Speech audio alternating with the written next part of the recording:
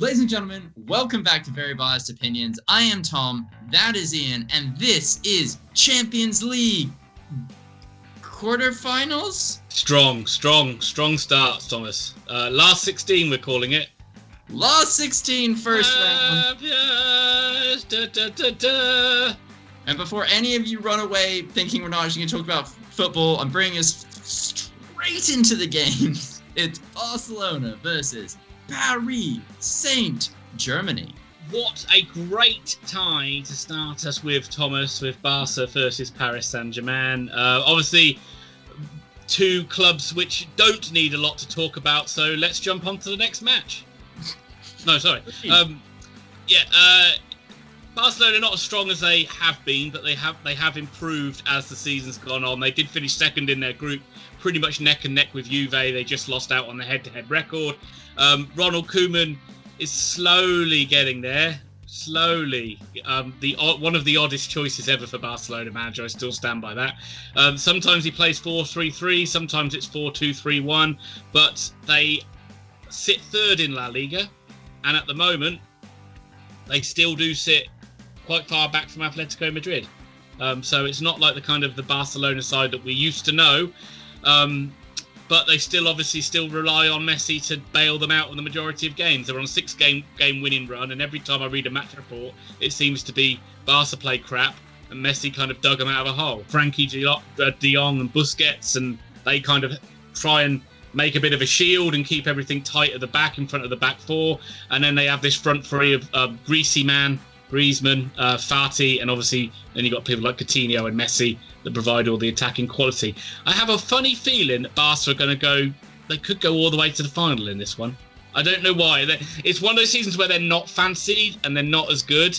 And they had all that controversy about Messi. I wouldn't be shocked if it's like Messi's tournament. He's like the guy that does like a Maradona style, carrying them all the way through. And I do think they'll be too strong for this Paris Saint-Germain side. I think it will be a first leg win for Barcelona, 2-1. PSG have got Pochettino at the helm, unlike earlier in the year.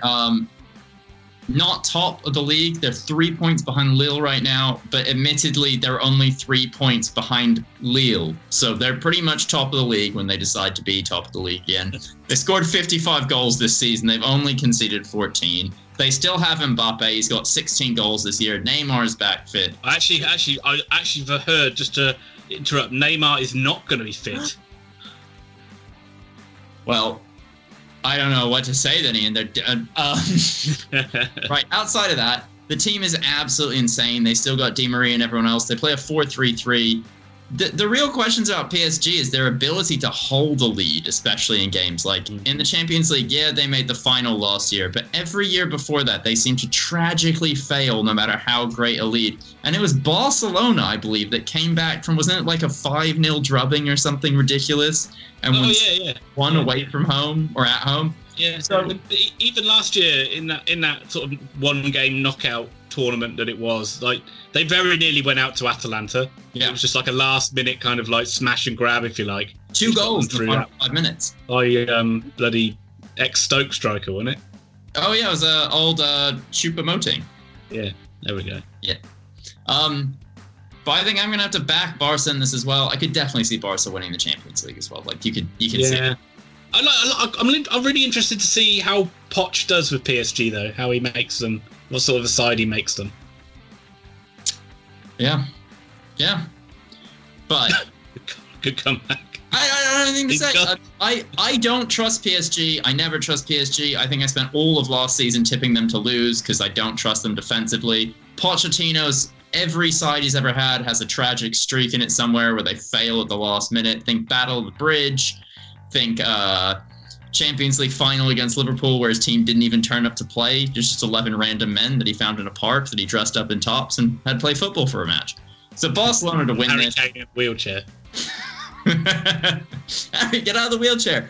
He told me to. 4-2 to Barcelona.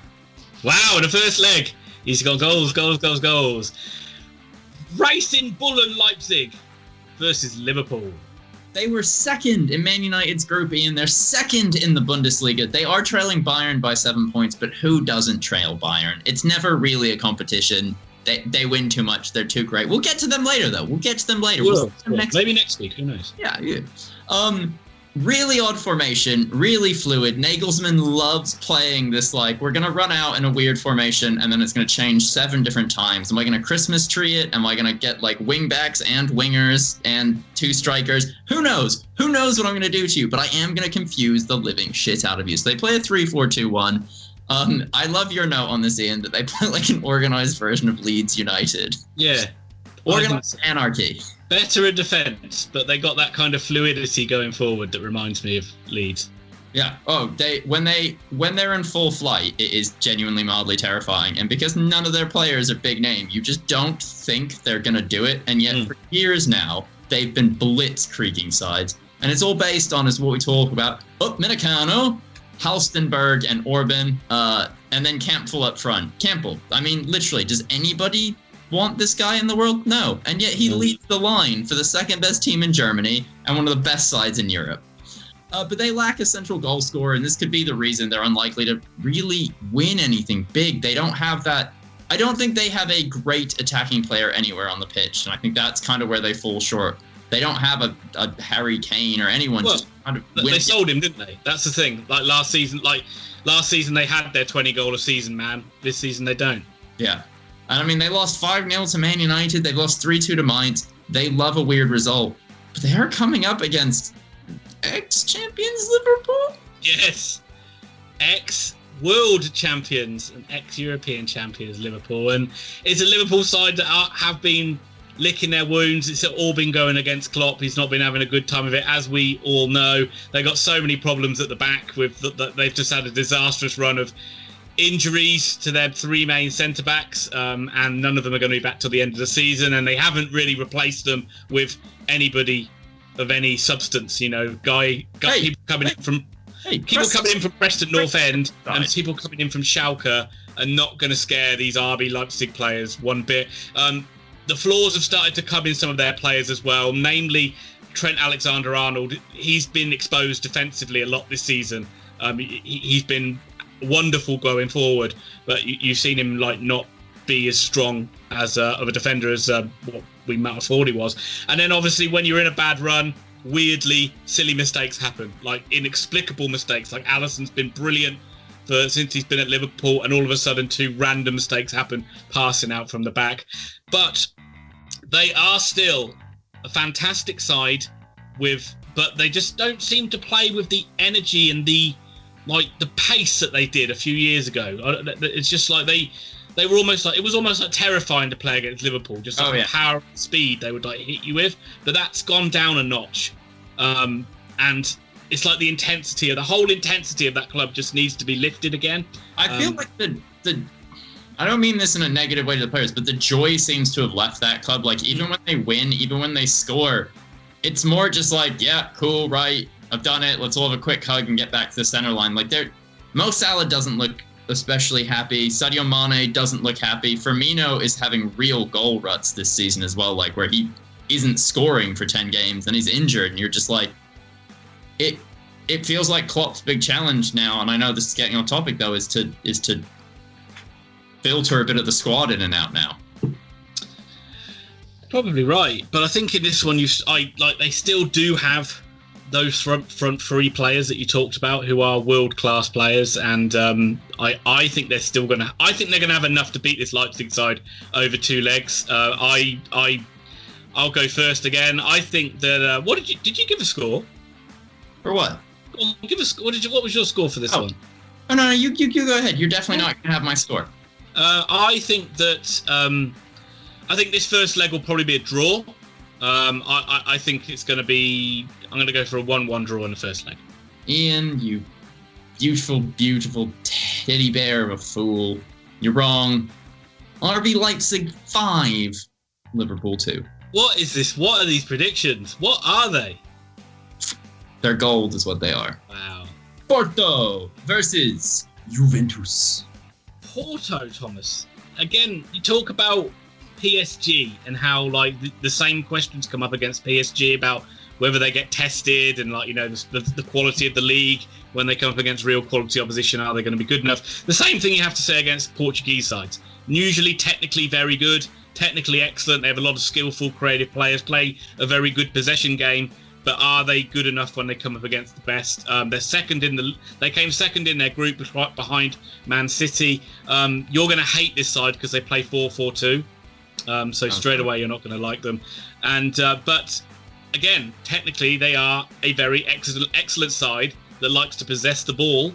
But they do offer threats on the counter-attack. Taremi and Olivier are their main threats, but they do have a couple of key players injured in João Mario on Otavo, which is not going to help them. They do create a lot of chances in the game, but one of their weaknesses this season is they're not very good at playing against a counter-attack, and I think that's where a Juve side might be quite savvy and pick them off. And I think Juve are going to win this game 2-0.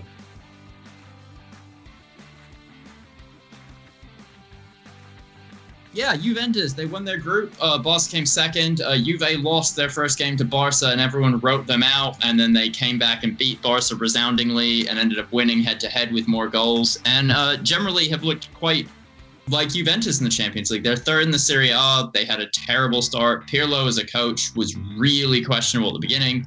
As you say, he's a bit like the Frank Lampard situation at Chelsea. They really did pick him out of nowhere, especially for a team that is built to win, not a team that is built to grow. But they've got Cristiano Ronaldo, who is the top scorer in the Serie A, which I think will make this like the third time he's done that magically. So, the guy just can't stop scoring. Their love of playing a 4-4-2 just drives me up the absolute wall. Why? Why does anybody play? It's enough. I don't have to do this. I don't have to do this right now. Eventually, Thomas, everybody watches Mike Bassett.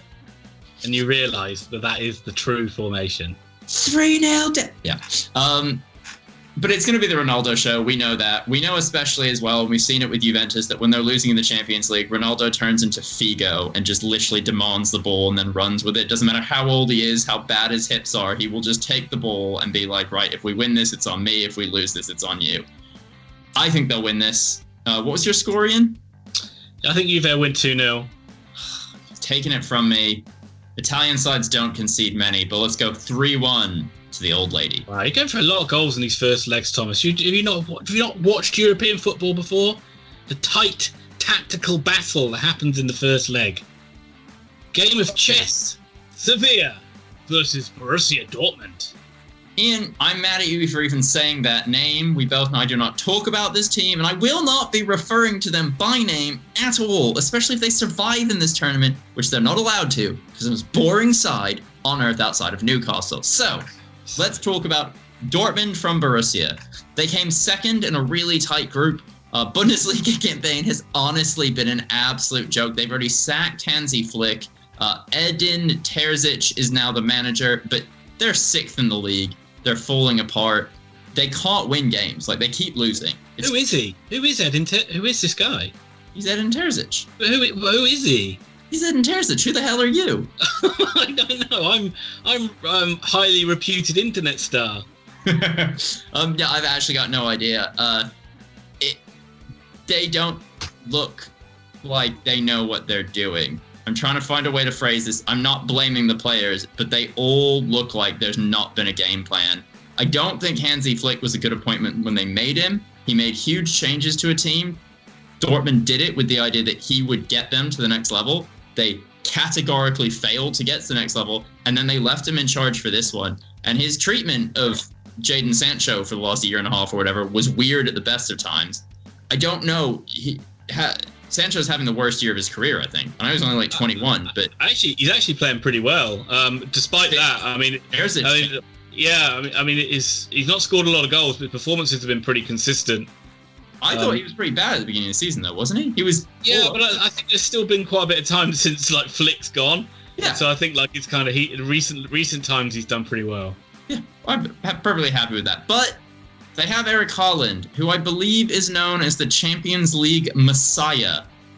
He will bring greatness back to Norway or wherever he's from. He will lift the chalice above his head one day and be crowned the greatest on earth. He will sit on the Iron Throne. I've honestly just thought of something. I've honestly literally picture this. Haaland goes to Man United. Literally just dominates with Ollie as manager. and then Ollie gets Norway job and wins the World Cup. There you go. Haaland. Story's written. He becomes the Prince Muad'Dib of Arrakis. He's just the ruler of all. They're going to win this game. It's going to be incredibly tight. But if Eric Haaland's playing in the Champions League, he scores 1-0 to Eric Haaland versus the Infidels. The question on everyone's lips is, who is Eric Haaland? I think you mean Erling Haaland. Nope, wrong one. Okay. Alfie Inger. Yes, there we go. There we go. Always comes back to Solskjaer, and it doesn't take long before all roads lead back to him. For some reason, Thomas absolutely hates Sevilla, and I don't get it. He never gives his side an even break. They finished second in Chelsea's group, an inexplicable hammering they took to Chelsea, where it was the Olivier Giroud show, won the group for Chelsea. They're fourth in La Liga, but you know the drill with Sevilla. They're a possession-based side. They're very, very hard to beat. They usually do extremely well in Europe. They're only second behind Barcelona in La Liga possession stats. They're third in shots per game. They've only conceded 16 goals all season, so they're really hard to beat. They play 4-3-3. Jules Koundé has been brilliant for them at the back, and they got a dangerous front three of Ocampos, Suso, and one of the hottest strikers who no one talks about, Morocco's Youssef El Nesri, has 13 goals this season. This is a really difficult tie for Dortmund, and I don't see them getting through it. I think this first leg will end with I think Sevilla win this first leg by 2-1. Ian, am I dying? Did you just reference statistics in a breakdown of a team? I know. I had to do it because I'm sick of the only thing I've say about Sevilla is they're really hard to beat. Yeah, they're disgusting. I still got it in there, but I had some other things to back up why. Good. Right, well, that's it. That's the Champions League games for you. We're done for the day. What's that? You want us to quickly run through all 32 games in the Europa League? Well, we can't give you that much, but we can give you the British size. It's time for the speed round. Slavia Prague versus Leicester City. Oh, in case you didn't hear, that was Slavia Prague versus Leicester City. Slavia Prague second in their group behind Leverkusen, but they are top of the Czech league and they are unbeaten after 18 games. I don't think this one's going to be as easy as many will think for Leicester, and I don't even think Leicester will win this first leg. We know it's all about Vardy having a masquerade ball whenever he plays, but I think this one will be 1-1 draw first leg. I really like that Leicester City are getting Pereira back. We loved him last year. I think we might have crowned him the best right back in the country at one point. But losing Justin, who I think has the most minutes played for them, is going to be a huge loss. And Pereira is only just coming back, and I don't care what Brendan Rodgers says. Did you also hear that Maddison's broke his leg? That's not a real statement, is it? Thank God.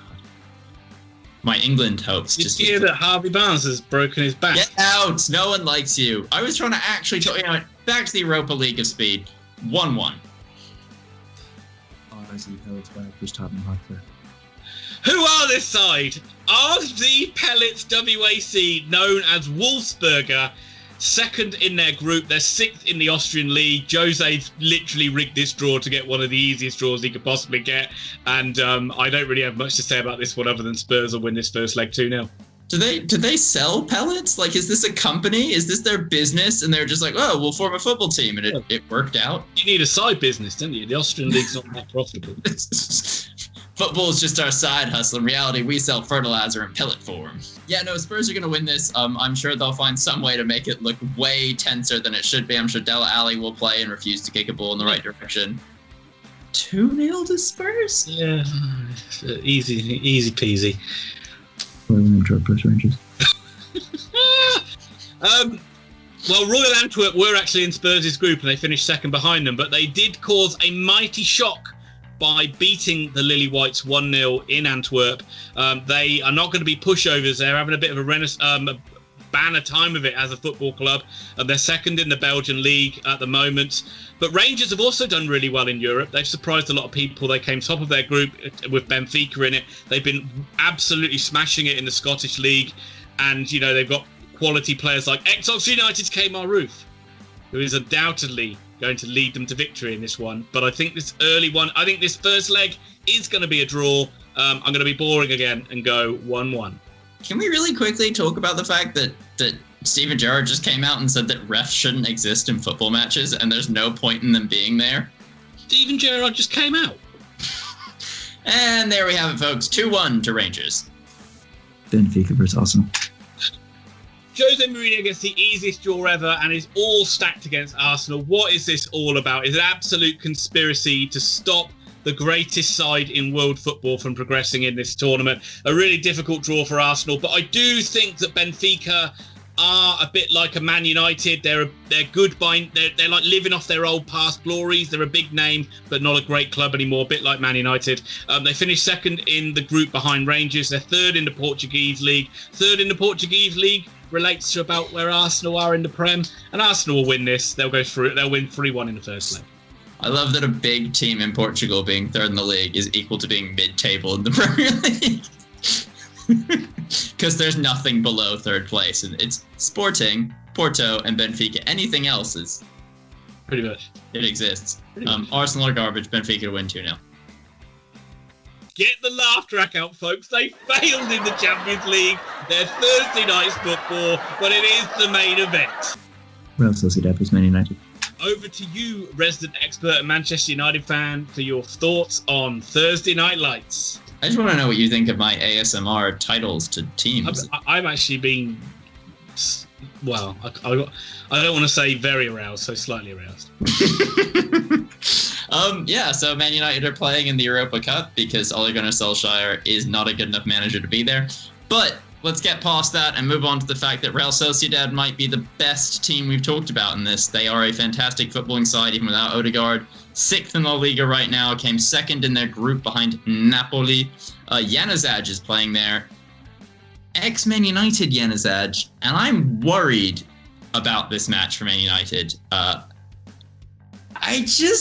It feels like a banana skin we're going to fall on. It feels like Europe just isn't our thing. United fans, tell me what you think. I'm worried. I'm genuinely worried. I'm not that excited by this game. Bruno Fernandes is gold and can pull apart any team, but we can't just keep having him win every match for us. Anthony Martial looks devoid of confidence up front. He's not a striker.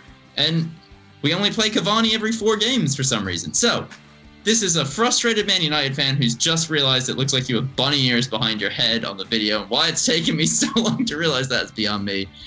Man United 2, Real Sociedad 0.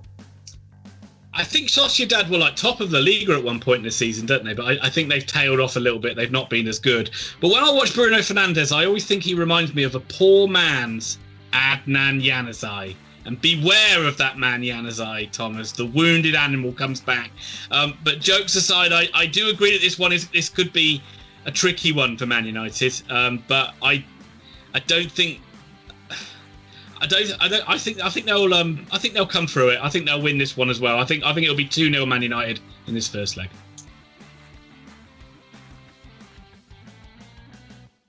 Everybody, if you want some excellent betting tips, go to Grandstand Betters. They're fantastic and know what they're doing. Everyone else, please smash the like, smash the subscribe, smash the comments, smash the social media, smash things, not people, things. Smash lots of things, mainly ones that make this channel great again. Thank you so much for watching. Thank you for being here. We love you all, and we will see you next, I think, Monday for the next round of these games.